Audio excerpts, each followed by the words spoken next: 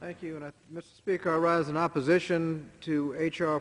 514, which would extend for 1 year sweeping governmental intrusions into our lives and privacy that were authorized by the USA PATRIOT Act and the 2004 Intelligence Act.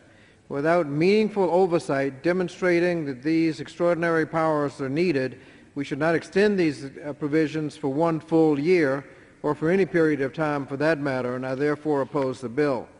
I'm opposed not simply because because I simply do not accept the argument that in order to be safe, we necessarily have to sacrifice our rights and freedoms. I agree with Benjamin Franklin, who stated during the formation of our nation that they who give up essential liberty to obtain a little temporary safety deserve neither liberty nor safety. One of the provisions the bill reauthorizes is Section 215 of the Patriot Act. It gives the government power to secretly invade our private records, such as books we read at the library, by merely alleging that they are relevant to a terrorism investigation, but without having to show that the seized material is in connection with any specific suspected terrorist or terrorist activities.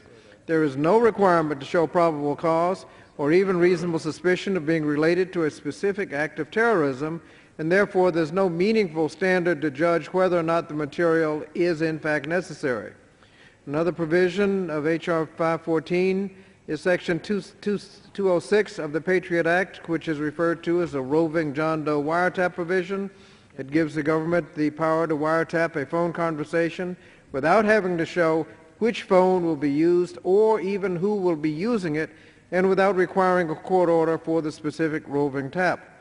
Third provision is Section 6001 of the Intelligence Reform and Terrorism Prevention Act of 2004, referred to as the lone wolf provision.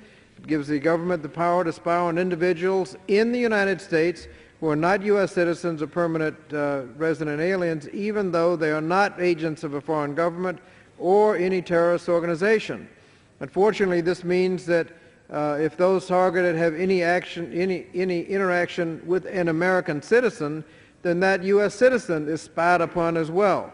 We already allow spying on such non-citizens outside of the United States, or even in the United States where there is probable cause that they are agents of a foreign government or members of a terrorist organization, but this is an extension of that power which could envelop anybody simply as a result of the occasion of interacting with a targeted person even while we're in the United States.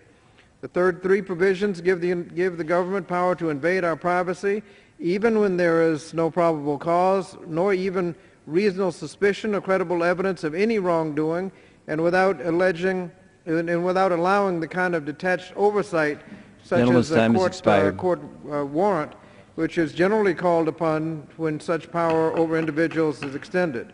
We need, could I get 30 additional seconds? Of course. Thank you. Absent these oversight protections, even after the fact, in the case of emergencies, all three provisions should be allowed to expire unless we demonstrate in hearings and oversight hearings that these powers are necessary and narrowly tailored to achieve a compelling national security interest. Freedoms and protections that these provisions take away are the very core of our values and liberties, and so these protections should not be legislated away without rigorous oversights to protect against abuse. Thank you, Mr. Speaker, and I yield back.